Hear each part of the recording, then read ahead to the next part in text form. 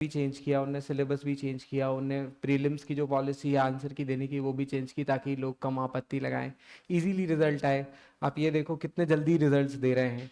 Prelims का result 2 हफ्ते में आ जाता है, मेंस का रिजल्ट 3 या 4 महीने में आ गया था, जिसमें 24 में तो रिकॉर्ड काम किया उन्होंने कि 24 का प्रीलिम्स 24 में हुआ, मेंस 24 में हुआ और 25 में उसका फाइनल रिजल्ट भी दे दिया उन्होंने।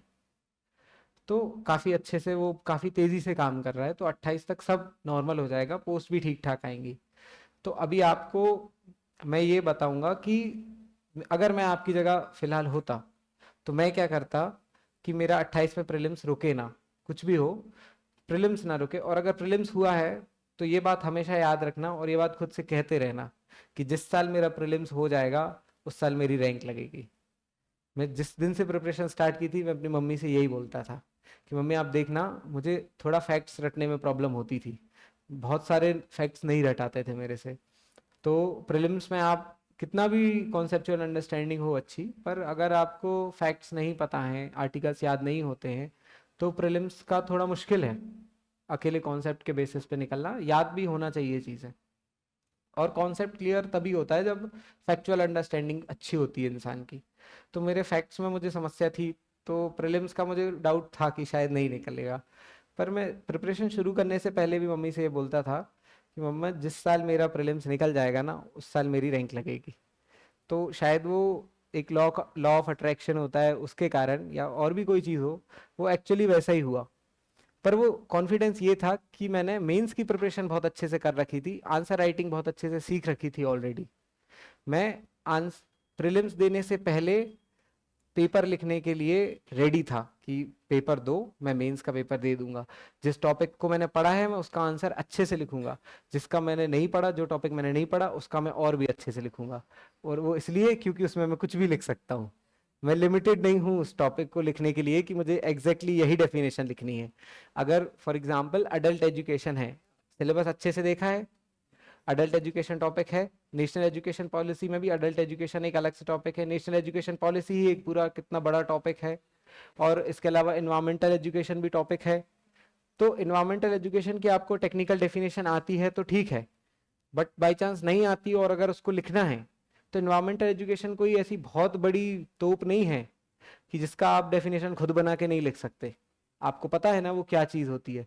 तो अगर आपकी ग्रामर अच्छी है, हिंदी और इंग्लिश दोनों के लिए सेम चीज़ है ये, तो आप उसका एक सटीक सही अपने शब्दों में डेफिनेशन बना के लिख सकते हो। उसके क्या फैक्टर्स होते हैं, उसको कहाँ कहाँ दिखा देना चाहिए लोगों को, उसके तरीके क्या होते हैं, क्या आपको नहीं पता। अवेयरनेस कैंप्स के जरिए हम इन्वायरमेंटल एजुकेशन बढ़ा सकते हैं, एनजीओस को हमें इन्वॉल्व करना चाहिए, सेल्फ हेल्प ग्रुप को इन्वॉल्व करना चाहिए। तो यही सब तो बुक्स में होता है। आप कोई भी नोट्स उठा के देख लो, फैक्टर्स, कॉजेस, उसके क्या टाइप्स हैं, और एंड में कंक्लूजन में कुछ ना कुछ गवर्नमेंट स्कीम्स। तो जब पता है कि नोट्स का भी यही है फॉर्मेट, आंसर राइटिंग का फॉर्मेट भी यही है, तो इतना ही है सब, तो फिर उसको उसी फॉर्मेट में क्यों ना पढ़ा जाए। ये फील मत करो कि हर टॉपिक को लिखने के लिए मुझे उस टॉपिक पर पढ़ना जरूरी है। आपने 12th तक ग्रेजुएशन किया है, आपने ग्रेजुएशन आप कर रहे हो, 12th तक आपने पढ़ा हुआ है। कितने सारे लोग बायो वाले होंगे इधर, बायो में एनसीईआरटी में आखिरी 4 चैप्टर पूरे एनवायरमेंट के ही हैं। तो यूपीएससी हो चाहे एमपीपीएससी, एनवायरमेंट शायद उससे बाहर जाता ही नहीं है, काफी अच्छा दिया हुआ है वो।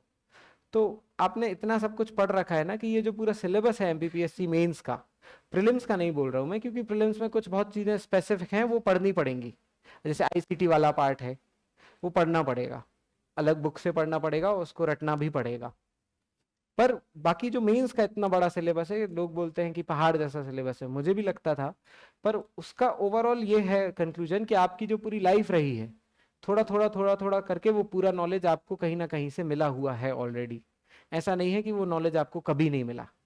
तो उस सब को गैदर करो और आंसर डे 1 से लिखो, कि जब आपका प्रीलिम्स हो तो आपको ये ना सोचना पड़े कि अब मैं मेंस की तैयारी करूंगा। अब सिलेबस बाई चांस चेंज भी हो जाए, जैसे 24 में हमारे साथ हुआ था, तो मुझे हिस्ट्री, ज्योग्राफी, पॉलिटी नहीं पढ़नी थी। मैंने हिस्ट्री, ज्योग्राफी, पॉलिटी के 90 दिनों में एक एक रिविजन्स मारे होंगे, और उसके बाद आंसर्स लिखना चालू किए, और आंसर ही लिख रहा था, कंटिन्यूसली टेस्ट सीरीज दे रहा था, डेली टेस्ट देता था सुबह 1 7 से 8। जो नए सब्जेक्ट्स ऐड हुए थे मैंने उन 90 डेज में सिर्फ वो नए सब्जेक्ट्स पढ़े थे, और वो बहुत अच्छे से पढ़ लिए थे 90 डेज में, क्योंकि इतना मतलब वास्ट सिलेबस है, पर उसमें भी कोई इतनी बहुत नई चीज नहीं है। एंटरप्रेन्योरशिप बीए में भी है, सोशियोलॉजी बीए में भी है, कितने सारे बच्चों का सोशियोलॉजी सब्जेक्ट होगा, और जो सिलेबस है और जो सिलेबस में थिंकर्स है और जो आयोग पूछता है वो बहुत सिमिलर है, अलग अलग नहीं है वो चीजें। तो उस हिसाब से पढ़ो। बीए के एग्जाम मैंने जो एक अच्छी चीज की थी, मैं अपने पोस्ट ग्रेजुएशन के और ग्रेजुएशन के जो एग्जाम्स दिए थे, वो मैं ये सोच के नहीं देता था कि मैं ग्रेजुएशन के दे रहा हूँ तो कम पेजेस भरूंगा तो चल जाएगा या पास होना है सिर्फ। मैं वही हैंड राइटिंग में लिखता था, वैसे ही लिखता था जैसा मैं ये सोच के चलता था कि मेंस के एग्जाम में लिखूंगा, आज नहीं तो कल। तो जब मुझे मेंस का एग्जाम लिखने का मौका मिला फाइनली, तो फिर वो जो सारा इतने सालों की मेहनत थी, सोच थी, वो सब काम आ गई उधर। तो जब से भी प्रिपरेशन स्टार्ट करो, ये मत सोचना कि सिलेबस पूरा कंप्लीट हो जाए उसके बाद मैं करूंगा आंसर राइटिंग स्टार्ट। जितना सिलेबस हो, जैसा हो, जो भी आज पढ़ा है उसको एक पेपर लो, एक पेन लो, उस पर रिप्रोड्यूस करने की कोशिश करो। हर कोई करता है। और आंसर राइटिंग करो, क्योंकि प्रीलिम्स तो हो गया, फैक्चुअल अंडरस्टैंडिंग, कॉन्सेप्चुअल अंडरस्टैंडिंग सब हो गया, प्रीलिम्स में आ गए। उसके बाद मेंस। मैंने अब मेरे इतने सारे फ्रेंड्स हैं, मतलब मुझे 1 साल का ही रहा है मेरा मेंस के बाद इतना, जब तक ये रिजल्ट आया है। अब 25 का मेंस अब मुझे देना नहीं है, हालांकि मैं देता अभी, क्योंकि तैयारी में उसी की कर रहा था इंटरव्यू के बाद। पर मैंने इतने सारे बच्चों को देखा है इस 1 साल की जर्नी में, जिनका प्रीलिम्स कभी नहीं रुका, कभी नहीं रुका, पर 8-8 मेंस हो गए हैं, उनका मेंस नहीं निकलता। तो ये जो मतलब एक मेंस का कर्ज है कह सकते हैं इसको, इसमें मत फंसना, है ना। प्रीलिम्स का कर्ज तो फिर भी ठीक है, क्योंकि हम उस साइकिल में गए ही नहीं है, तो ऐसा लगता है कि कोई बात नहीं, छोड़ सकते हैं। यदि ऐसा होता है ना कि प्रीलिम्स निकलता है मेंस नहीं निकलता, तो फिर ना वो साइकिल छोड़ने का मन करता है, और ना ही आप उसके उस तरफ जा पा रहे हो। तो इसलिए मेंस, मतलब प्रिपरेशन में मेन फोकस तो मेंस पे ही करना, क्योंकि कल को तुम्हारी रैंक भी मेंस ही डिसाइड करेगा। इंटरव्यू में थोड़े कम नंबर भी होंगे ना तो भी चलेगा, अगर मेंस में इतने अच्छे नंबर हुए कि आपको जरूरत ही ना पड़े ज्यादा इंटरव्यू में बहुत अच्छे नंबर लाने की। बाकी मेन रिजल्ट तो दोनों के मिला के ही बनता है, दोनों में अच्छा है तो। पर अगर मेंस में बहुत अच्छे नंबर आए ना, नॉलेज अच्छा हुआ, पर्सनैलिटी अच्छी हुई, तो इंटरव्यू में भी ठीक ही अच्छे ही नंबर आते हैं। आपने इस बार देखा होगा कि ऊपर से जितने भी टॉपर्स हैं, मेंस में और इंटरव्यू में नंबर उसमें ज्यादा फर्क नहीं है किसी के भी, कि मेंस में किसी के बहुत कम है, इंटरव्यू में बहुत ज्यादा है। जिसके मेंस में ज्यादा है उसी के इंटरव्यू में ज्यादा है। तो इससे अंदाजा लगता है इस बात का कि जिसको मेंस का नॉलेज अच्छा है, जिसका ओवरऑल एकेडमिक अच्छा रहा है, उसका इंटरव्यू भी ठीक रहा है, क्योंकि उसको नॉलेज है उस बात का, ग्रेजुएशन उसने पढ़ रखा है, अपना पोस्ट ग्रेजुएशन अच्छे से तैयार कर रखा है, बाकी चीजें वो तैयार कर लेगा। तो अभी जो 2 साल हैं आपके पास 28 तक, उसमें मेंस पे तो बहुत ही अच्छे से फोकस करना। मेरे हिसाब से 2 साल के अंदर एटलीस्ट 2 बार पूरा सिलेबस गो थ्रू हो जाए आपका। मतलब ट्राई तो करना, एक बार डिटेल में जैसे आप पढ़ रहे हो उस तरीके से, और एक बार खुद से रिवीजन। इसके अलावा न्यूज़पेपर कंटिन्यूअसली पढ़ते रहना। इंग्लिश पढ़ना हो तो इंग्लिश, और हिंदी पढ़ना हो तो हिंदी, कोई भी न्यूज़पेपर पढ़ो, इनफ एग्जाम्पल्स मिलते हैं अपने आंसर्स में डालने के लिए। नोट्स मत बनाना अभी न्यूज़पेपर के, क्योंकि वो टाइम वेस्ट है और उसका कोई कॉस्ट बेनिफिट नहीं निकलेगा। क्योंकि क्यों बनाना है अभी नोट्स, अभी सिर्फ हमें न्यूज़पेपर पढ़ना है। और वो जो आर्ग्यूमेंट न्यूज़पेपर में आया है, या कोई एग्जाम्पल मिला है, या कोई बहुत अच्छे एनजीओ का एग्जाम्पल मिला है, जैसे मन की बात में आदरणीय प्रधानमंत्री नरेंद्र मोदी जी ने बोला था, भोपाल के एक सेल्फ हेल्प ग्रुप के, विमेन सेल्फ हेल्प ग्रुप के बारे में बताया था, जो सफाई का काम करते हैं। तो सेल्फ हेल्प ग्रुप का नाम आपने सुना है, किसी को याद है वो सेल्फ हेल्प ग्रुप का नाम? हाँ, तो मुझे भी वो एग्जैक्ट रिकॉल नहीं हो पा रहा है अभी। तो जो उस सेल्फ हेल्प ग्रुप का नाम था, यदि आप अपने आंसर्स में उसका मेंशन करो, तो ये कितनी अच्छी चीज होगी एग्जाम्पल में। आप अपने आंसर्स में इतने सारे एग्जाम्पल्स डालो ना, न्यूज़पेपर से, करंट अफेयर्स से, और ये सारे जो गवर्नमेंट कार्यक्रम होते हैं, स्कीम्स होते हैं, कि आपका आंसर अपने आप डायनेमिक लगे। ऐसी समस्या आए ही ना उसमें कभी कि ये आंसर स्टैटिक लग रहा है, या ये अपनी क्वेश्चन की डिमांड को फुलफिल नहीं कर रहा है।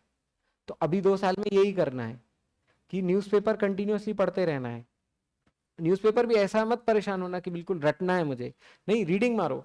रीडिंग मार के उसकी हैबिट आ जाएगी आपको, कि मैं डेली सुबह उठता हूँ, न्यूज़पेपर पढ़ता हूँ, या दिन में कभी भी न्यूज़पेपर पढ़ता हूँ, और उससे जो भी अच्छे एग्जाम्पल्स होते हैं मैं उनको अपने दिमाग में रख लेता हूँ, कि आज नहीं तो कल मैं अपने किसी ना किसी आंसर में इस एग्जाम्पल को यूज करूंगा। अगर बहुत ही अच्छा कोई शानदार एग्जाम्पल लगे तो उसे लिख लो, बट स्टिल अभी लिखने का पॉइंट नहीं है, क्योंकि जब तक मेंस देने का टाइम आएगा आप लोगों का ना, तब तक वो एग्जाम्पल की जिस कॉपी में लिखा होगा वो भूल जाओगे कि कहाँ गई वो कॉपी। तो इसलिए मैं बोल रहा हूँ कि लिखना मत। तो क्योंकि फिर आपको बर्डन भी लगने लगेगा रोज का, वो न्यूज़पेपर फिर मजे वाली बात नहीं रह जाएगी, काम लगने लगेगा कि अरे अब न्यूज़पेपर के नोट्स बनाने हैं, एग्जाम्पल लिखना है। नहीं करना, सिर्फ पढ़ो, उन एग्जाम्पल्स को आइडेंटिफाई करो कि हाँ ये एज एन एग्जाम्पल, ये एज अ कोट यूज हो सकता है मेरे मेंस आंसर राइटिंग में, या मेरे कोई अच्छी स्टोरी है तो वो ये मेरे ऐसे में यूज हो सकती है। कोई भी अच्छा आर्ग्यूमेंट पढ़ा आपने आर्टिकल में, उनके जो एडिटोरियल वाले पेजेस आते हैं, तो हाँ कि ये आंसर में यूज हो सकता है जब कुछ जस्टिफाई करने आए या कुछ भी आए XYZ। आंसर्स को ट्राई करो। मैं ये डायनेमिक बनाने के लिए इसलिए बोल रहा हूँ क्योंकि मैंने जो 3 महीने में बाकी क्राउड से अलग किया था वो यही किया था कि क्योंकि क्वेश्चन सारे स्टैटिक होते हैं, जैसे बहुत करंट अफेयर से लिंक क्वेश्चन नहीं आते मेंस में, बट मोस्ट इंपॉर्टेंटली उन स्टैटिक क्वेश्चंस के आप कितने डायनेमिक आंसर देते हो इस बात पे, क्योंकि बाकी पूरा 90% क्राउड स्टैटिक क्वेश्चन के स्टैटिक आंसर ही दे रहा है। आप बनाओ ना अपने आंसर को थोड़ा डायनेमिक। मेरी अभी 2-3 कॉपी अपलोड करी हैं किसी किसी चैनल पे, देखिए आप लोग में से किसी ने देखना, वो करी हुई है। तो इंग्लिश मीडियम वाले बच्चों को, वैसे दोनों को प्रेजेंटेशन और जो लिखने का तरीका है आप दोनों को मतलब ट्राई करना कि वैसा लिखो। पर मतलब आपने देखा होगा कि एक आंसर में जितनी स्कीम्स आती थी मुझे, मैं सब लिख देता था एंड तक। कंक्लूजन में यदि 2 स्कीम्स आती हैं मुझे, जो चैलेंज पूछा गया है मैं उसका कंक्लूजन दे रहा हूं, तो मैं 2 स्कीम लिख दूंगा, चाहे फिर मुझे उसके लिए थोड़ा टाइम ही क्यों ना देना पड़े कि एक्स्ट्रा थोड़ा 2 लाइन लिखना है, नहीं लिखूंगा। पर मैं यदि आता है तो मैं लिख दूंगा, मैं खाली नहीं छोड़ूंगा उस जगह को, भले ही मुझे पार्टीशन करके लिखना पड़े। शायद 2 या 3 कॉपीज डली हैं जिसमें वो एक आंसर मैंने ऐसा लिखा हुआ है कि पार्ट पार्ट करके, क्योंकि चीजें बहुत सारी थी 7 मार्कर में और बहुत सारी चीजें आ रही थी, तो लिखा हुआ है।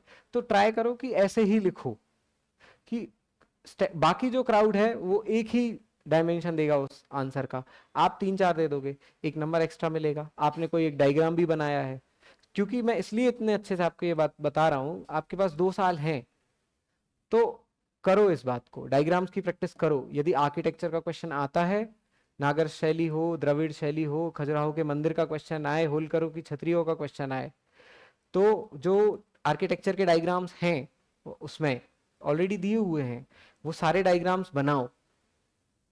ऐसा नहीं होना चाहिए कि आर्किटेक्चर का क्वेश्चन आया है और आपने आर्किटेक्चर का डायग्राम ही नहीं बनाया। बहुत इंपॉर्टेंट है वो डायग्राम बनाना। इंडिया का मैप, दक्कन प्लेट्यू का क्वेश्चन आया है और आपने पेनिनसुलर इंडिया नहीं बनाया है, और अगर किसी और बच्चे ने बनाया है तो उसको 1 नंबर एक्स्ट्रा मिलेगा। क्योंकि ज्योग्राफी का क्वेश्चन अगर कितने क्लियरली स्टेट कर रहा है वो कि explain comment on Deccan plateau, सिर्फ इतना भी क्वेश्चन है, तो भी एक छोटा सा ब्रैकेट बना के साइड में स्क्वायर बना के उसके अंदर पेनिनसुलर इंडिया का डायग्राम बना के आपको दक्कन प्लेट्यू दिखाना पड़ेगा, और जो दिखाएगा उसको नंबर ज्यादा मिलेंगे, क्योंकि विजुअल मेमोरी ज्यादा इम्पैक्ट करती है। लिखित में कोई पढ़े ना पढ़े, पर साइड में अगर कुछ ऐसा बॉक्स वॉक्स बना के लिखा हो, आप देखना उस कॉपी में मैं कुछ कुछ चीजें जो ऐसे एग्जाम्पल मेंशन करना, अगर मुझे ट्राई करना है कि ये चीज हाईलाइट हो जाए मेरे आंसर में, या एग्जामिनर इस चीज को पहले ही देख ले, तो मैं साइड में ऐसा बॉक्स बना के लिख देता था उसको। ये चीज 3 महीने में इंप्लीमेंट करना बहुत मुश्किल होता है, पर आप लोग के पास जो टाइम है ना अभी 2 साल का, इसमें ये इंप्लीमेंट करना बहुत आसान है। मैंने किया है, क्योंकि मैं यही मेरा जो समय था जो बाद में वो 3 महीने में सारा फलित हो गया।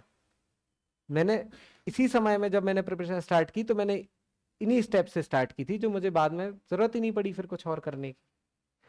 मैं आंसर जब लिखता था तो मैं ये ट्राई करता था कि उसको एज डायनेमिक एज पॉसिबल बनाऊं, और जितना भी नया तरीका हो सकता है, इनोवेशन हो सकता है, वो करूं उस आंसर में। तो 2 साल में जितने भी नए तरीके हो सकते हैं, अच्छे बुरे सब ट्राई कर लो। सर टीचर्स को दिखा दो, अपने आसपास दोस्तों को दिखा दो, उसमें से जो आपको बेस्ट मेथड लगती है अपने लिए डिवाइस कर लो। FLT लिखना कोशिश करो, जैसे एक कोई टॉपिक पूरा हो गया या एक कोई सब्जेक्ट का एक कोई पार्ट पूरा हो गया, उसका 1.5 घंटे का होते होंगे टेस्ट, 1.5 घंटे का टेस्ट लिखो, 3 घंटे के टेस्ट लिखो, और फिर ये आइडेंटिफाई कर लो कि मेरे पेपर कंप्लीट नहीं हो रहे हैं, क्योंकि मेंस दे रहे हैं जो बच्चे ना, उनमें से 90% बच्चों के पेपर कंप्लीट नहीं होते हैं। तो आप ये आइडेंटिफाई कर लो कि मेरे पेपर कंप्लीट नहीं हो रहे हैं, तो फिर आपके पास पूरा 2 साल का समय है सिर्फ पेपर कंप्लीट करने के लिए, इतनी स्पीड बनाने के लिए कि मैं पेपर कंप्लीट कर जाऊंगा वहां। और नहीं होती स्पीड। इंग्लिश मीडियम में फिर भी ठीक है, हिंदी मीडियम में और कम हो जाती है बच्चों की स्पीड। वो बहुत सारे बच्चे ऐसा बोलते हैं, मेरे फ्रेंड्स भी बोलते थे कि हिंदी मीडियम में पेपर कंप्लीट नहीं होता हमारा। और मैं भी ये बात मानता हूँ, क्योंकि मुझे बाकी 4 पेपर जो मेरे थे इंग्लिश वाले, वो मैं 3 घंटे में 1 या 2 मिनट पहले कंप्लीट कर लेता था, और 1 मिनट में मैं अपनी पूरी कॉपी एक बार पलट कर देख लेता था। पर जो लास्ट हिंदी का पेपर रहा है और ऐसे का पेपर रहा है, उन दोनों में मुझे इतना समय नहीं मिला कि मैं कॉपी एक बार पलट के देख पाऊँ। मैंने पेपर किया है और कंप्लीट किया है, क्योंकि मेरी हिंदी थोड़ी और स्लो थी, क्योंकि थोड़ा जमा जमा कर लिखने की कोशिश कर रहा था। तो पर ठीक है, फिर भी कंप्लीट हुए थे पेपर। पर उसका रीजन ये था क्योंकि मैंने हिंदी की भी प्रैक्टिस करी थी। पूरे जो 90 डेज का मुझे टाइम मिला था, हर वीक में मैं 2 ऐसे का टारगेट रखता था, एक वेडनेसडे को लिखता था और एक संडे को लिखता था, और इस चीज को रिलीजियसली मैंने फॉलो किया है। ऐसा नहीं है कि मैंने इस वेडनेसडे किया है और अगले वेडनेसडे नहीं करूंगा। एक वेडनेसडे को 500 शब्दों का और एक संडे को 1000 शब्दों का ऐसे लिखना ही लिखना है। और ये मत सोचना कि 2 साल हैं तो अभी नहीं लिखना। आज ही जाना रात को और एक 500 शब्दों का ऐसा लिखने की कोशिश करना। और मैं ट्राई करूंगा, मतलब ऐसे स्टार्ट करो ना, तो ऐसे स्टार्ट मत करना कि सीधे रोजगार का टॉपिक ले लिया या सीधे हिंदी भाषा का टॉपिक ले लिया। मैंने जो पहला ऐसे लिखा था ना, वो इस पे लिखा था कि मेरा सपना क्या है। वो ऐसे मेरे पास रखा हुआ है अभी। क्योंकि या फिर जो पहला ऐसे, एक उससे भी पहले एक और ऐसे लिखा था, उस वो सिर्फ इस पे लिखा था मेरा नाम। कि अगर मैं अपने बारे में कुछ लिख पा रहा हूँ, 5-6 पेज भर दे रहा हूँ, तो मतलब ये बात पक्की है कि मैं किसी और टॉपिक के बारे में 5-6 पेज भर सकता हूँ। उसके बाद सारा जीएस का नॉलेज स्टार्ट करके फिर आंसर, मतलब ऐसे राइट, जैसे आंसर राइटिंग करते वैसे ऐसे राइटिंग करना स्टार्ट करो। और there are ample amount of toppers copies, UPSC वाली हैं, एमपीपीएससी वाली, जिसमें बहुत शानदार ऐसे लिखे हुए हैं। और मार्केट में बुक्स भी हैं ऐसे इसकी। पर बुक का एकदम ऐसे आप कभी भी वर्ड टू वर्ड नहीं अपनी कॉपी में लगा सकते, और कितना भी आप पढ़ लो नहीं लिख पाओगे। वो आपका ह्यूमन टच आएगा ही आपका, और वो जरूरी भी है। चैट जीपीटी का ऐसे चैट जीपीटी का ही रहता है। अगर आप उससे आउटलाइन बनवा रहे हो, तब भी आपको अपना ह्यूमन टच देना जरूरी है। उसमें कोई अच्छी स्टोरी हो, कोई 2 पंक्तियां हो, बना लो। हाँ, इसका बना सकते हो आप, ऐसे के लिए बना सकते हो 2-3 पेज, जिसमें आप 2-2 करके वो पंक्तियां लिख लो सारी। बहुत सारी नहीं, हर टॉपिक पे एक एक पंक्ति होनी चाहिए बस। उसका जो राइटर हो वो याद हो, ताकि जब उस टॉपिक से या किसी और टॉपिक के बीच में उससे कोई रिलेटेड चीज आए, आप फटाफट 2 पंक्तियां वो डालो, उसका राइटर का नाम लिखो, आगे बढ़ जाओ। एक कोई स्टोरी हो जो याद हो, कि मतलब किसी ग्रेट पर्सन की, जैसे स्वामी विवेकानंद का स्पीच है या कोई भी है, तो उनकी वो स्टोरी की 2 लाइन में मेंशन करो अपने ऐसे में, और आगे बढ़ जाओ। ऐसी चीजें याद रखने वाली होती हैं, जो कहाँ से मिलेंगी, वही पूरे चारों तरफ के जो करंट अफेयर्स में चीजें चल रही हैं, न्यूज में जो चीजें चल रही हैं, न्यूज़पेपर में जो कुछ स्टोरीज आ रही, इंस्पायरिंग स्टोरीज आती हैं, नीचे आती है ना वो मंडे पॉजिटिव में, या कुछ भी होता है जो हिंदी न्यूज़पेपर पढ़ते हैं अपन। इंग्लिश न्यूज़पेपर्स में भी बहुत सारी चीज़ें आती हैं ऐसी, आप उससे एग्जाम्पल डिवाइस कर सकते हो। हिंदी मीडियम वाले कितने बच्चे हैं? सारे?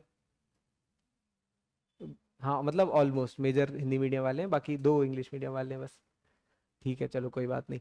मेरा इंग्लिश ही था, पर हिंदी और ऐसे मैंने तो हिंदी में ही दिया है। तो इंग्लिश वाले सबसे पहले तो हिंदी और ऐसे से डरना मत, है ना। और हिंदी वाले ट्रांसलेशन से मत डरना।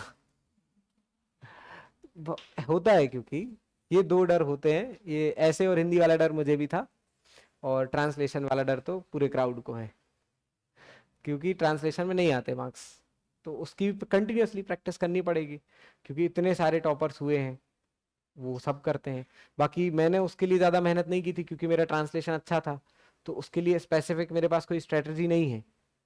बट स्टिल मैंने बहुत सारे अपने फ्रेंड्स को देखा है, और अभी ज़्यादा लोगों से तो मैं मिला नहीं हूँ जो सिलेक्टेड है, पर उन्होंने किया है। और ये जितने इंग्लिश मीडियम वाले बच्चों को उसमें ट्रांसलेशन में नंबर मिलते हैं, सेम नंबर उनको भी मिलते हैं।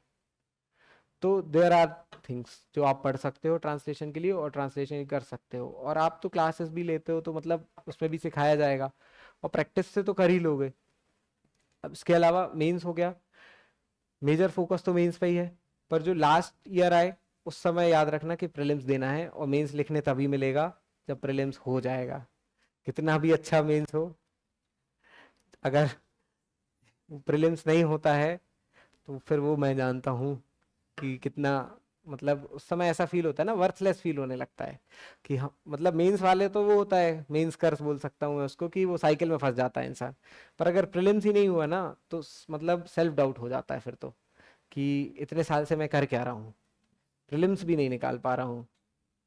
तो मेरा 2 बार नहीं हुआ तो मेरा तो वो है, मुझे तो डर है प्रीलिम्स का। हाँ, वही बता रहा हूँ। मैं नहीं, मैं अभी बोलूंगा, आप लोग जो जो क्वेश्चंस हो फिर बताना, मैं एक बार कंप्लीट कर दूं। जल्दी कंप्लीट करूं कि ऐसे धीरे धीरे बताऊं? मजा आ रहा ना? अरे मेरा भी पहला दूसरा ही है यार, अभी स्पीच है, जब से सिलेक्शन हुआ है 2 दिन तो हुए ही है। हाँ, पर बहुत थक गया हूँ, भगवान ऐसी थकावट सबको दे। बिल्कुल ऐसा, ऐसा है बिल्कुल, मतलब वही मैं बता रहा हूँ कि मैं अभी और बच्चों से मिल के आया तो मैं उनको भी बोल रहा था कि मेरा हो सकता है ना, मतलब सबका हो सकता है फिर तो। बिल्कुल नहीं सोचना कि टॉपर होगा तो ये आईआईटी से होगा, है ना, कि टॉपर होगा तो मतलब बहुत ही अच्छा उनका मतलब बैकग्राउंड रहा होगा। मेरा बैकग्राउंड खराब नहीं है, मेरा बैकग्राउंड बहुत अच्छा है, पर मैं आईआईटीएन नहीं हूँ, प्लेन बीए किया है। ठीक है। और उसके बाद भी प्रिपरेशन में भी थोड़ा टाइम तो लगा ही है। हाँ, एक चीज जो रही वो ये रही कि मैं क्राउड की बातों में नहीं आता था कभी। मैंने अपने विश्वास को कायम रखा है इस बात पे, आपके मतलब to answer your question ma'am, कि मेरे 2 बार प्रीलिम्स नहीं हुए थे, पर फिर भी मैं अपने लाइब्रेरी में जो बाहर बच्चे खड़े रहते हैं या जो ओवरऑल क्राउड में बातें चलती हैं कि यार इतने कम पोस्ट आई हैं, कैसे होगा सिलेक्शन, प्रीलिम्स ही नहीं होगा, यार जनरल की तो 7 ही पोस्ट हैं, ईडब्ल्यूएस की तो एक ही डिप्टी कलेक्टर की पोस्ट है, ईडब्ल्यूएस में मेल अच्छा 2 हैं, मेल तो एक ही है, तो एक मेरी थी, है ना। तो ऐसा है कि जब यही सोचना कि इतनी कम पोस्ट है चाहे कुछ भी हो, पर अगर मेरा होना है तो हो जाएगा, उस बात पे बहुत विश्वास रखना। अपने विश्वास को मतलब किसी दूसरे को तोड़ने ही मत देना, इतना बड़ा डिल्यूजनल सर्कल क्रिएट कर लो ना अपने आसपास कि दूसरे को ऐसा लगे कि मतलब इसका तो सेल्फ कॉन्फिडेंस हम तोड़ ही नहीं सकते हैं, कितना भी कोई ट्राई कर ले।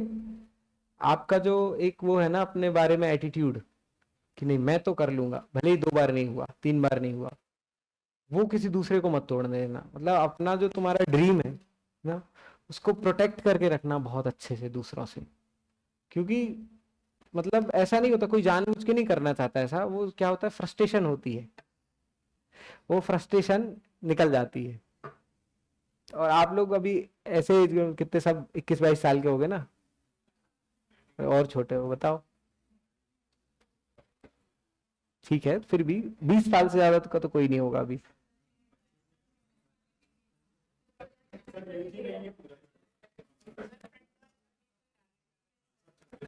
तो आप लोग के लिए तो फिर मतलब और ज्यादा जरूरी हो जाता है ये।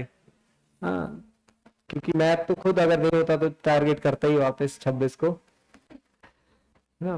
तो ये मतलब बहुत बड़ी बात हो जाती है बच्चे के लिए कि प्रीलिम्स नहीं निकल रहा, मेंस नहीं निकल रहा। तो वो क्या होता है ना, दूसरे जो बच्चे होते हैं ना उनको भी उसी मानसिकता से इन्फ्लुएंस करने की कोशिश करते हैं। तो जो ऐसा लगे ना आपको कि आसपास ऐसे कॉन्फिडेंस तोड़ रहा है मेरा, कुछ नहीं बोलना है उनसे, उनसे कुछ नहीं बोलना है, चुपचाप दूर हो जाना है बस।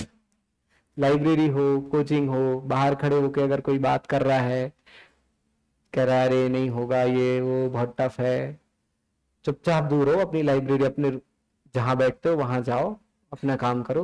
और अगर पूरी लाइब्रेरी में ही ऐसा माहौल चल रहा है, जैसे मैं बताऊं आपको कि 31 दिसंबर 2024 को 25 का नोटिफिकेशन आया था रात को 12 बजे, 158 पोस्ट आई थी, सुबह लाइब्रेरी में ऐसा लग रहा था मातम था, मातम का माहौल था। ठीक है। फिर प्रीलिम्स की तैयारी तो मैं भी कर रहा था, तभी 24 का मेंस हो चुका था, पर प्रीलिम्स तो देना ही था 25 का। तो मैं आया, मैं देखा बढ़िया, अब 1 जनवरी थी, साल की शुरुआत थोड़ी खराब, मैं बढ़िया सुबह 5 बजे नहा धो के 6:30 बजे पहुंच गया लाइब्रेरी। मेरा था शेड्यूल वही कि सुबह जल्दी उठ के नहा के चला जाता था लाइब्रेरी। अब वहां देख रहा हूँ चारों तरफ खूब डाइट, तो फिर बच्चे को मैंने देखा कि मतलब उधर यही चल रहा था पूरा डिस्कशन, तो मैंने, एक फ्रेंड था मेरा लाइब्रेरी में, मैंने उसको लिया, मैंने कहा भाई चल आज जूडियो में सेल लगी सस्ते कपड़े मिलेंगे तो लिटरली हम दोनों गए, पूरा दिन हमने शॉपिंग की, वहां से घूमते घामते आ गए। और जो बच्चे ये सब कर रहे थे ना लाइब्रेरी में, शाम तक उनने वही किया और कुछ नहीं किया उनने पूरे दिन, बाहर खड़े होके अंदर बैठ के सिर्फ यही बातें की, उनमें से किसी का प्रीलिम्स नहीं हुआ। तो ये जो ना एक मेंटलिटी होती है ना, मतलब इसको क्या कह सकते हैं, नेगेटिव एटीट्यूड, तो उससे दूर रहना। मेरी पूरी जर्नी में इस चीज ने मुझे बड़ा साथ दिया है कि मैं कभी हार नहीं मानता था, है ना। वो बाई चांस सबकॉन्शियसली जो पहली बार वो अर्जुन पीएससी वाले ने लिया मेरा इंटरव्यू, तो उधर मैं रोड पे ही खड़ा था उस समय, तो मेरे उससे यही निकला था कि हार नहीं मानना है, क्योंकि मैं हमेशा यही अपने आप को मेंटली कहता रहता था कि नहीं कुछ भाई कोई बात नहीं, हो जाएगा। और थोड़ी मेरी फैमिली भी ऐसी थी, मेरे फ्रेंड्स भी बहुत अच्छे हैं कि मुझ पर विश्वास बहुत ज्यादा करते हैं वो लोग, पता नहीं क्यों। तो फ्रेंड्स भी हमेशा ये बोलते रहते थे कि नहीं तुम्हारा तो हो जाएगा। और फैमिली में भी हमेशा ये रहा है कि मेरी बहनें हों चाहे कोई भी हो, तो उन्होंने बड़ा साथ दिया है इस बात का कि नहीं तुम्हारा हो जाएगा सिलेक्शन, तुम देखना टेंशन मत लो। तो तुम्हारे आसपास जो भी ऐसे लोग हो ना जो तुम पे बिलीव करते हो, तुम्हें आगे बढ़ाते हो, तो उनको हमेशा अपने पास रखना। और अगर कोई इंसान ऐसा हो जो सेल्फ डाउट वाला हो, आप लोग के लिए ज्यादा इंपॉर्टेंट है 26 वालों के लिए, क्योंकि अब वो आने दो, वैकेंसी आने दो, फिर नंबर ऑफ सीट्स का खुलासा होने दो, अभी मतलब पूरा मार्केट गर्म हो जाएगा। तो अभी ऐसा है, आप लोग बिल्कुल अपना शील्ड जो है ना बना के रखना कि हमें अपना काम करना है। अब नहीं होता है उसके बाद भी तो फिर वो हमारा है ना, नहीं हुआ लेकिन हमने मेहनत तो पूरी की थी, फिर हो जाएगा। और अगर चलो अब हमारा मन नहीं है, हमें लग रहा है कि प्लान बी करना है, कुछ और करना है, तो वो भी हमारा है, उसके लिए भी कोई और दूसरा रिस्पॉन्सिबल नहीं है। ना हम किसी की ओपिनियन से वो काम करेंगे, ना किसी के इन्फ्लुएंस में आके वो काम करेंगे, हम इसलिए करेंगे क्योंकि हमें करना है। तो हाँ, और ये आप लोग के लिए भी, यूजी वालों के लिए, कि सबसे पहले ना अपना वाई आइडेंटिफाई करो कि why I want to do this, मुझे क्यों करना है। इसलिए नहीं कि सब कर रहे हैं, मेरे पास बहुत स्ट्रांग वाई था, इसलिए मैं कभी हार नहीं मानता था। अगर आपके पास उतना ही स्ट्रांग वाई होगा ना, तो मैं बोल रहा हूं कि your why will tell you how, कि अगर मैं क्यों करना चाहता हूं बता देगा कि कैसे करूं। दिमाग में इस बात में क्लियर हो जाओ कि करना ही है, तो अपने आप फिर वही बात है कि जैसे जैसे आगे चलते जाओगे ना रास्ता बनता जाएगा इटसेल्फ, पूरी दुनिया मतलब तुम्हें हेल्प करेगी उस चीज के लिए। अपने आप तुम्हें दिखता जाएगा कि हाँ यहाँ से ये हो गया, यहाँ से हो गया, हाँ हो गया, लो सारे काम हो गए। इसी बात पे बिलीव करो बस, बाकी दुनिया की सब चीजें छोड़ दो, पर वाई आइडेंटिफाई करो। और अगर किसी का वाई ऐसा ही हो, ठीक है आ गए हैं, तो अभी छोड़ दो, क्योंकि फिर अगर फंस जाओगे ना, प्रीलिम्स नहीं हुआ, मेंस नहीं हो रहा, कुछ भी है, बहुत परेशानी वाली बात हो जाती है, क्योंकि फिर उस समय कुछ और भी नहीं कर सकते, फंस जाते हैं बीच में। और यहाँ भी वही, मतलब दोनों दूंगा टाइम पूछने का, है ना। तो फंसना नहीं है, पहले ही वाई आइडेंटिफाई कर लो क्यों करना है, तो फिर आगे की सारी चीजें इजी हो जाएंगी। प्रीलिम्स पे थे अपन, है ना, मेंस की बता दिया था मैंने कि अपने आंसर को सिलेबस के अलावा डायनेमिक आंसर्स है ना। प्रीलिम्स के लिए बहुत ही टू द पॉइंट रखना चीजें, एक बुक मल्टीपल रिविजन्स, हर यूनिट के लिए एक book multiple revisions. Current affairs के लिए भी दो मैगजीन होती है, एक एमपी स्पेसिफिक आती है और एक नेशनल की आती है ना, जो अभी इस बार प्रीलिम्स देंगे उनके लिए भी है ये। क्योंकि मैंने यही किया था कि एमपी और नेशनल के दोनों प्रीलिम्स के मैगजीन और दोनों के मल्टीपल रिविजन्स, ठीक है। इसके अलावा सारे पीवाईक्यू सिर्फ एमपीपीएससी के सिविल सर्विसेज एग्जाम के नहीं, इसके स्टेट सर्विस वाले के, बाकी दूसरे सारे एग्जामिनेशन के एमपीपीएससी जितने भी लेता है, कहीं से भी निकालो, टेलीग्राम पे पीडीएफ अवेलेबल हैं उसके, तो आप उसको निकाल के ला सकते हो। और वो सारे एमसीक्यूज लगाना, उसमें से जो आपको इजीली बन रहे हैं उनको एक बार लगा के अलग कर देना, पर जो आपको लगा कि ये मुझे याद नहीं था उसको कुछ पेजेस में एक एक लाइन में फैक्चुअल के उसके तौर पे लिख लेना और फिर उसके 2 से 3 रिवीजन कर लेना। फिर अगली बार जब आप वो क्वेश्चन देखोगे ना तो बन जाएगा आप पे। तो ये पीवाईक्यूज का काम हो गया। और इसके अलावा जो मार्केट में जितनी भी टेस्ट सीरीज हों उनके सबके 5-5, 6-6, 7-7 टेस्ट खरीद लेना और सारे टेस्ट लगा लेना प्रीलिम्स के पहले। इसके अलावा जो पढ़ रहे हो डेली उसके साथ साथ जैसे मतलब ये यूजी वाले बच्चे भी कर सकते हैं ये चीज कि क्वेश्चन बैंक्स होते हैं जो वो कंटिन्यूअसली लगाते जाना। एमसीक्यू की बहुत प्रैक्टिस कर लो। मैंने 24 में यही किया था कि मैं वो लूसेंट जो बुक आती है ना 300 की जिसमें बहुत सारे एमसीक्यूज होते हैं वो खरीद के लाया था और लगाते रहता था बैठ के। जिस दिन पढ़ने का मन नहीं करता था वो बुक लगाता था। ये भी मैंने एक यूट्यूब पे किसी टीचर का ही वीडियो देखा था कि वो ऐसा बोल रहे हैं तो मैंने कहा ठीक करके देखते। तो लिटरली ये वर्क किया था कि जिस दिन पढ़ाई का मन नहीं कर रहा है कि कोई टॉपिक नहीं पढ़ना है आज कोई सब्जेक्ट नहीं पढ़ना तो ठीक है उस दिन एमसीक्यूज लगाते हैं। सिर्फ लगाना है कुछ नहीं करना उसको मतलब याद नहीं करना है। क्वेश्चन पढ़ना है 4 ऑप्शन पढ़ना है आंसर देखना है हाँ ये आंसर है आगे बढ़ो। नॉर्मली पूरी बुक पलटा लो ऐसे करके। इतना टाइम है आपके यूजी वालों के पास तो कि आप आराम से कर लोगे। ऐसी 2-3 बुक्स हो जाएंगी आपकी तो। और आप लोग जो 26 वाला टारगेट कर रहे हैं वो भी लगा लेना। रोज 1-1, 1.5 घंटे भी लगाओगे ना तो भी रोज 150 एमसीक्यू लगभग हो जाएंगे आपके आराम से। और 150 नहीं तो 70, 80, 100 तो हो ही जाएंगे। तो वो इसलिए क्योंकि प्रीलिम्स निकालना बहुत जरूरी है मेंस देने के लिए तो निकल जाना चाहिए वो। अभी पीवाईक्यू हो गए एमसीक्यूज लगा लिए और सारे एक एक बुक्स पढ़ ली। मैंने इतना ही किया था।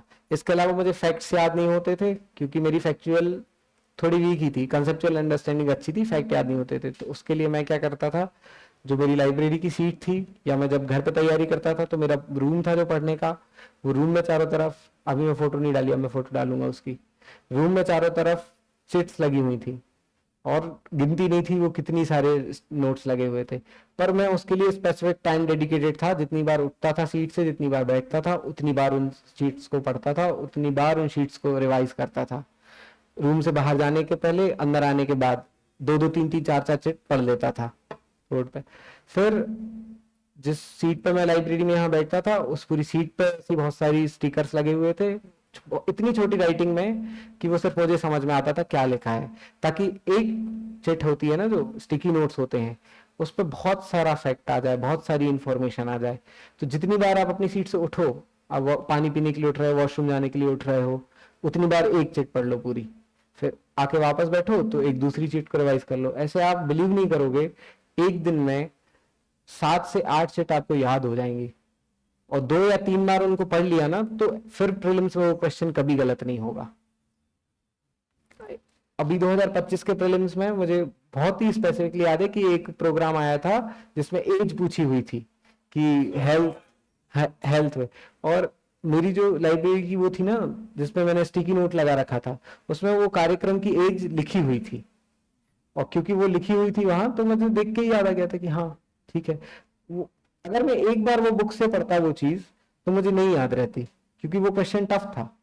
वो ऐसे इजीली नहीं बनता। वो बहुत ही मतलब जो बहुत ज्यादा पढ़ लेता है उस पर बनता। पर क्योंकि वो लिखा था तो मैंने उसको मल्टीपल टाइम्स देखा हुआ था। स्टिकी नोट्स लगाना आसान है हर कोई लगा लेता है पर ज्यादा बड़ी बात है पढ़ना उसको कि डेली और हमेशा उसको रिवाइज करना। तो उसका मैंने तरीका बताया है जो मैं करता था कि जितनी बार सीट से उठ रहे हो एक पढ़ो सीट पे वापस बैठ रहे हो एक पढ़ो। बाई चांस किसी दोस्त ने बुलाया उठ रहे हो तो पहले पढ़ के जाओ। 2 मिनट का टाइम लगता है बस 1 या 2 मिनट का लगता है एक पढ़ने में जो आपने अपनी हैंड राइटिंग में लिखा होता है। वापस बैठो फिर उसको पढ़ लो। ऐसी जो जितनी भी सरकारी स्कीमें हैं और उनके ईयर्स हैं एक थोड़ा लंबा सा बनाओ जो भी इंपॉर्टेंट है फेमस है आ सकती हैं या मीन्स में इंपॉर्टेंट है लिख सकते हैं उनको एज एन एग्जाम्पल या सॉल्यूशन वे फॉरवर्ड में। तो उनका बनाओ पूरा लगा लो और आधा आधा आधा आधा पढ़ते जाओ। उनका ईयर याद हो जाएगा उनका नाम याद हो जाएगा वो किस चीज के लिए वो है। अब फिर अगली बार जब आंसर लिखोगे ना तो आंसर लिखने के समय ना आपको ये याद आ जाएगी कि ये स्कीम है। वो मसल मेमोरी में कहीं ना कहीं फीड हो जाता है प्रैक्टिस के साथ। इसके अलावा देखो बहुत मजाक भी उड़ाएंगे मेरा भी उड़ाते थे अब लोग लगाएंगे चिट्स है ना। तो बहुत सारे लोग ऐसा करते हैं कि मतलब बोलते हैं कि अरे इतने सारे क्या है ये अरे भाई क्या कर रहे हो कितना पढ़ रहे हो। तो मेरे तो ना रूम में जो मेरा बेड है उसके आसपास भी अभी भी बहुत सारे स्टिकी नोट्स लगे हुए हैं, वॉशरूम में भी 2-4 स्टिकी नोट्स लगे हुए हैं। तो अब दरवाजे पे लगा लो कि जितनी बार मैं रूम से बाहर जाऊंगा, दरवाजा खोलूंगा, उतनी बार ये इंटरनेशनल ऑर्गेनाइजेशन के हेडक्वार्टर्स पढ़ूंगा। दरवाजे के लेफ्ट साइड कुछ और लगा लो, तो जितनी बार अंदर आऊंगा ये लेफ्ट साइड वाला एक बार देख लूंगा। आप बिलीव नहीं करोगे, कुछ दिनों बाद देखने की जरूरत नहीं पड़ेगी उसको, क्योंकि बहुत बार देख लेते हैं। एक दिन में कितनी बार दरवाजा खोलते हैं हम अपने रूम का, 1 या 1.5 मिनट एक्स्ट्रा लगता है उसको एक बार एक नजर देखने में। पर बहुत सारी चीजें इससे इजी हो जाती हैं। मैंने रटने का यही तरीका निकाला था, क्योंकि और मुझे कोई तरीका समझ नहीं आ रहा था कि कैसे प्रीलिम्स निकालूं। ये था मेरा प्रीलिम्स का। मेंस का मैंने बता दिया कि आंसर राइटिंग पे बहुत अच्छा फोकस, बहुत सारे एग्जांपल्स, ढेर सारी स्कीम्स, ढेर सारे डायमेंशंस, जितने ज्यादा टाइप्स दे सको, जितने ज्यादा डायमेंशंस खोल सको। और राइटिंग, हैंड राइटिंग अच्छी, हैंड राइटिंग ऐसी नहीं कि बिल्कुल एकदम मोती जैसे शब्द लगे, ऐसा जरूरी नहीं है, but still legible hand writing होनी चाहिए कि आपकी कॉपी देख के पढ़ने का मन करे। आपकी कॉपी पढ़े तो उनको समझ में आए कि आपने क्या लिखा है। जितनी साफ हैंड राइटिंग होगी उतने ज्यादा नंबर फैच होंगे मेरे हिसाब से। इधर टेस्ट सीरीज में भी आप देखते होगे ये चीज, यहाँ जो टेस्ट सीरीज होती है या कहीं भी एक्स्ट्रा XYZ आप टेस्ट सीरीज होगे, जितना साफ लिखोगे उतना सही नंबर मिलते हैं प्रेजेंटेशन के साथ। प्रेजेंटेशन अंत में आता है, वो इसलिए क्योंकि किंग तो कंटेंट ही है, प्रेजेंटेशन तो फिर बाद में क्वीन का काम करता है, वो दिखाने के लिए होता है कि हाँ मैं को आता भी है और मैंने उसको अच्छे से लिखा भी है कि सामने वाले को समझ में आ रहा है। फिर भी मेजर फोकस तो पहले कंटेंट पे ही करना कि कंटेंट बहुत अच्छा हो आपका, बहुत शानदार। फिर प्रेजेंटेशन तो धीरे धीरे प्रैक्टिस से आ ही जाता है। मीन्स का हो गया। अभी इंटरव्यू में सिंपल सी चीज है, वो जो मतलब उसको ओवरस्टेट नहीं किया जा सकता है, और वो हर कोई बोलता है और मैं भी यही बोलूंगा कि बी योरसेल्फ।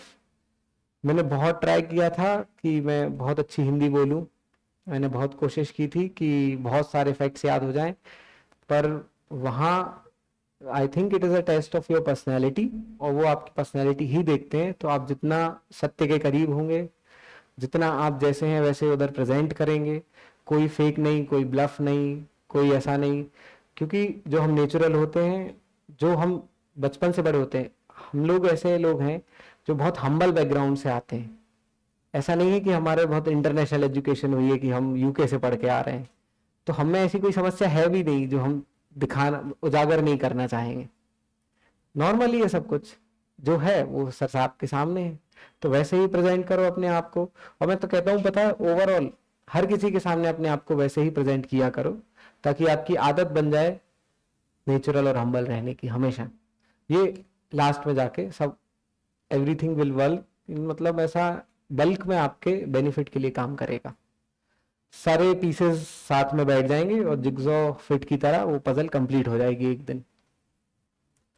अभी इंटरव्यू तक का मतलब मुझे जो लगता है मैंने बता दिया। अब आप लोग सारे क्वेश्चंस पूछ लो। आप लोग कुछ पूछ रहे थे ना तभी।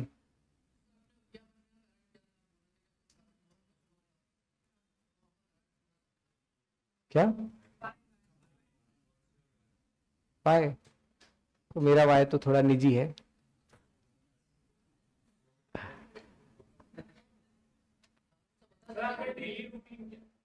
हाँ, ये अच्छा क्वेश्चन है, क्योंकि मेरा डेली रूटीन अच्छा था।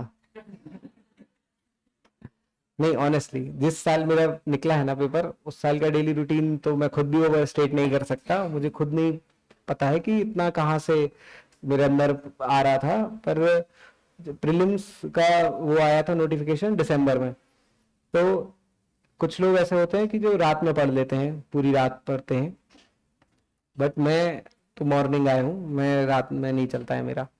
तो सुबह मैं ट्राई करता था कि सूर्योदय के आसपास उठूं, पर कभी उठ नहीं पाता था, है ना। बट स्टिल कोशिश करता था। तो मैं जैसे अराउंड 5:30 का टारगेट लगाऊं, जैसे अलार्म 5:30 का भरता था, तो 6:30 तक उठ जाता था। तो ये अभी आगे सुनो ना। अब मैं रियली बता रहा हूँ कि ऐसा हुआ है। अभी अगर मैं बोल देता 4 बजे उठा हूँ तो आप ही लोग बोलते झूठ बोल रहे हो। बट आप बिलीव करोगे, अभी मैं बताऊंगा ना आपको, 6:30 उठ के भी जब आप तैयार होकर लाइब्रेरी जाओगे ना 7 बजे, तो आपको दिखेगा कि 1 या 2 बच्चे ही मिलेंगे वहां बस, है ना। तो आधा कंपटीशन तो वहीं निपट गया, आप 2 घंटे पहले हो, ठीक है। तो तैयार होके बढ़िया नहा धो के 6:30 बजे तक लाइब्रेरी 7 बजे तक पहुंच जाता था। और अगर वहां नहीं जाना, जैसे घर पे रहता था जब, तो घर में भी यही था कि नीचे तक आ जाता था और पढ़ लेता था अपना जो भी काम कर रहा था, हो गया। फिर पहला जो एक शेड्यूल मॉक वो रखता था, मतलब पहला स्लॉट पढ़ने का, तो 3 से 4 घंटे का रखता था उसको, कि 3 से 4 घंटे, क्योंकि वो सबसे प्रोडक्टिव टाइम होता था दिन का, सुबह का समय, क्योंकि एनर्जी एकदम पीक पे होती थी। तो उस समय मैं ट्राई करता था कि कुछ नया पढूं। मेरा एक फ्रेंड है वो उस समय रिवीजन करता था, तो आप देख लेना उस हिसाब से। पर मैं उस समय कुछ नया पढ़ता था क्योंकि मेरी एनर्जी अच्छी रहती थी, क्योंकि मैं जल्दी उठता था सुबह, है ना।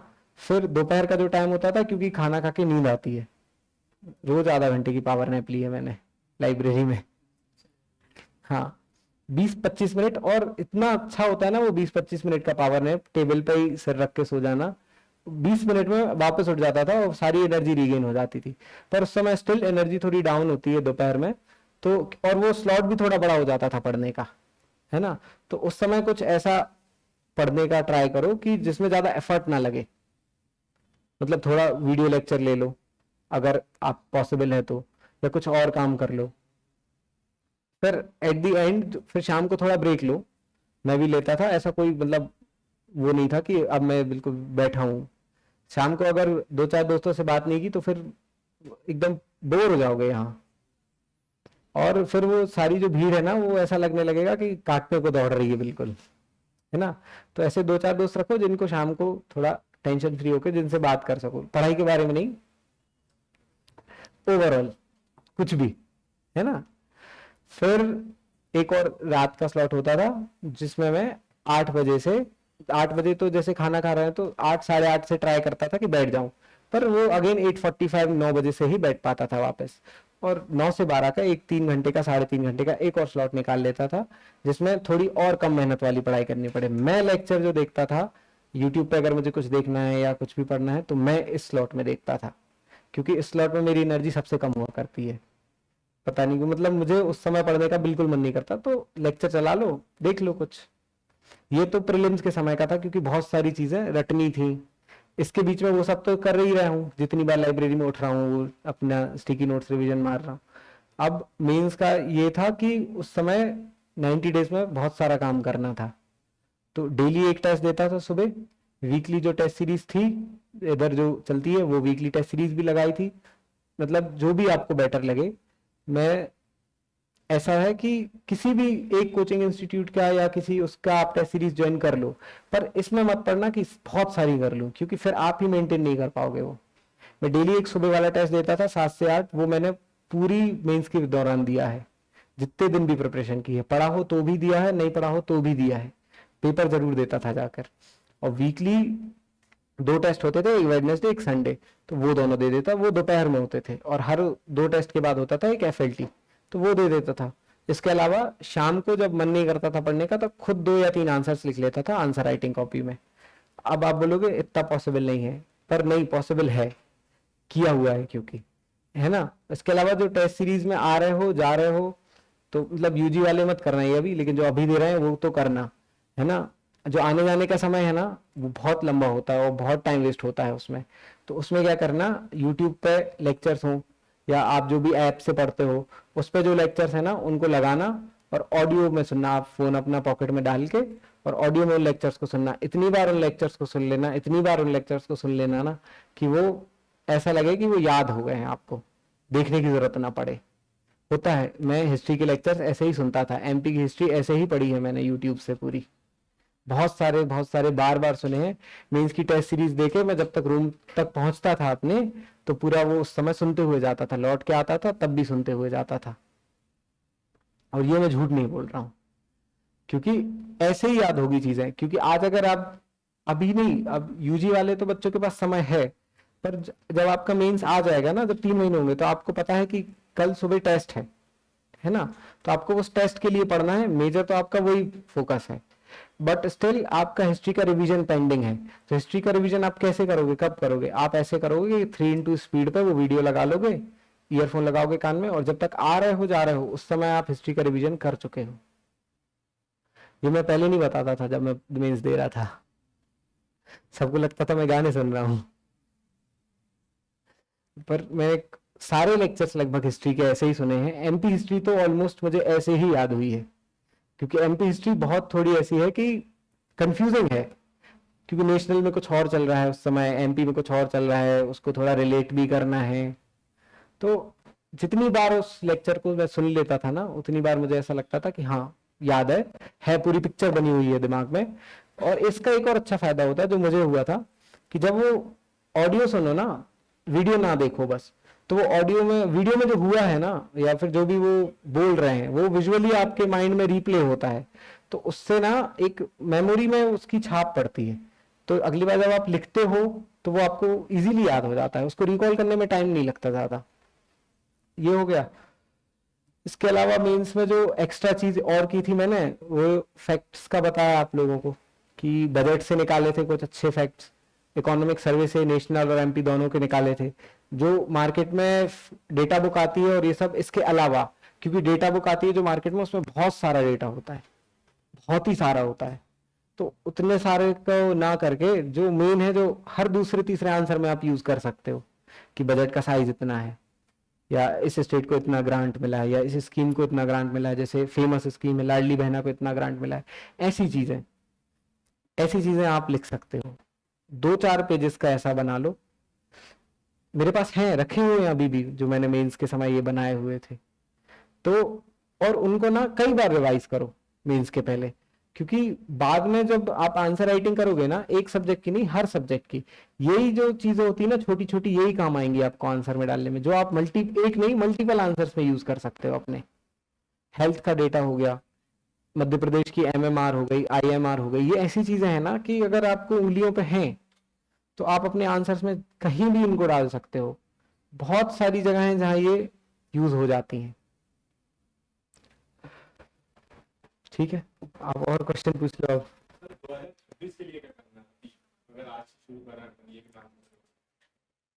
अभी जैसे सितंबर चल रहा है ना, तो आपका मेंस कंप्लीट है, एक बार तो पढ़ा होगा, ऑलमोस्ट पढ़ा हुआ है। तो देखो, पहले तो इस पे डिपेंड करता है कि प्रीलिम्स कब है ना। If prelims is in February, तो फिर आपको मैं बोलूंगा कि आपका अभी पहले प्रीलिम्स हुआ है कभी?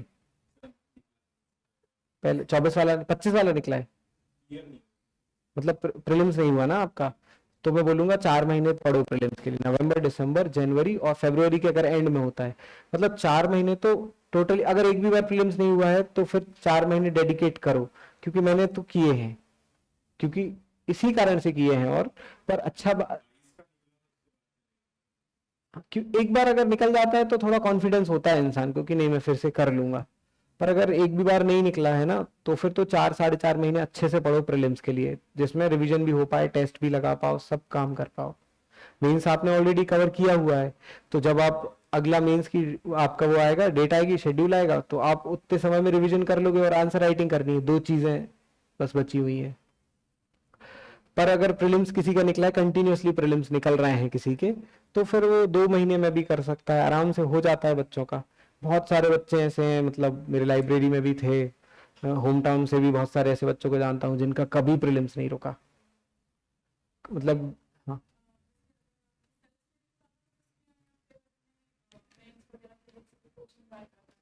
मैं ओवरऑल जो मेरे साथ अच्छा फैक्टर रहा वो ये रहा है कि मुझे किसी से पढ़ने के लिए उस इंसान की जरूरत नहीं होती थी।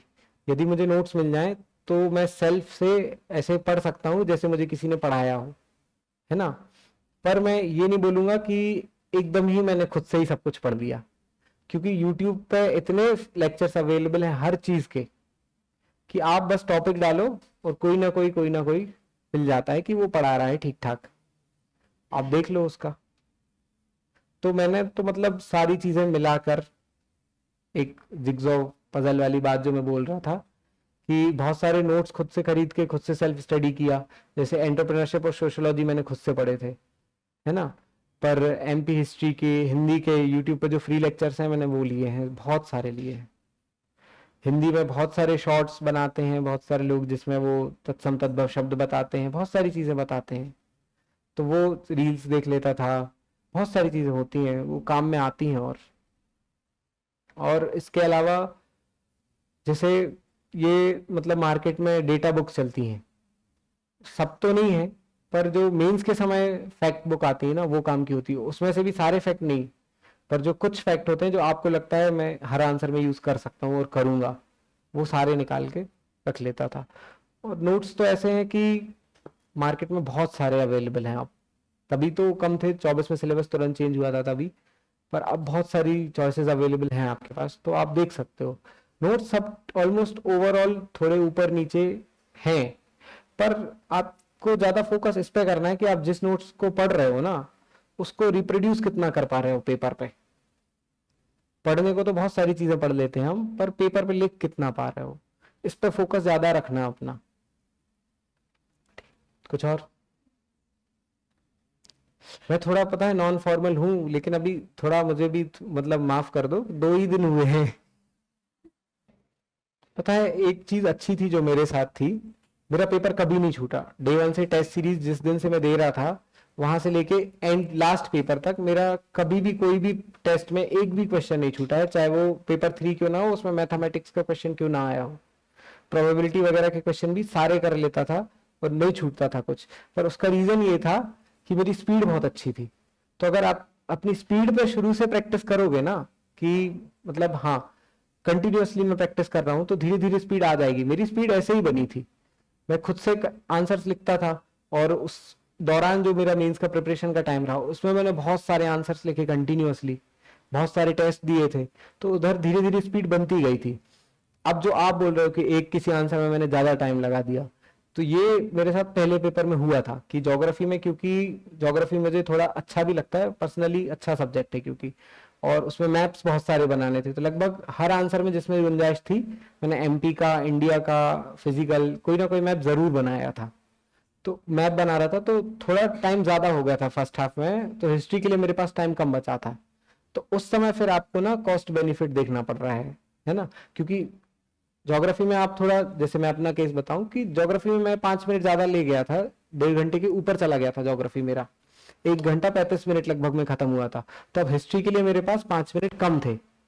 तो उधर आपको अपनी प्रेजेंस ऑफ माइंड से ये ध्यान लगाना है कि हिस्ट्री में कौन सा क्वेश्चन मुझ पे अच्छे से नहीं बन रहा है, कि यदि बाई चांस ऐसा हो जाए कि लास्ट में टाइम ना बचे, तो मैं ये क्वेश्चन नहीं लिखूंगा। तो एक क्वेश्चन की गुंजाइश होती है, मतलब मुझे जो लगा इस इतने दिनों में बहुत सारे बच्चों की कॉपियां देख के और बहुत सारे टॉपर्स से बात करके, क्योंकि पुराने जो बच्चे थे कंटिन्यूअसली मेंस दे रहे थे, मेंस जिनके निकल रहे थे, उनसे भी बात की मैंने जब मैं टेस्ट सीरीज दे रहा था, कि एक क्वेश्चन छोड़ने की गुंजाइश होती है पूरे 4-5 पेपर में मिला के। अगर आपको श्योर होना है कि इंटरव्यू कॉल आएगा क्वेश्चन छोड़ने के बाद भी, तो एक 7 मार्कर छोड़ने की गुंजाइश होती है बस, मेरे हिसाब से। और भी छूटते हैं बच्चों के, बहुत छूटते हैं, पर मैंने जो एक्सपीरियंस किया है कि एक छोड़ दो तो कोई बात नहीं।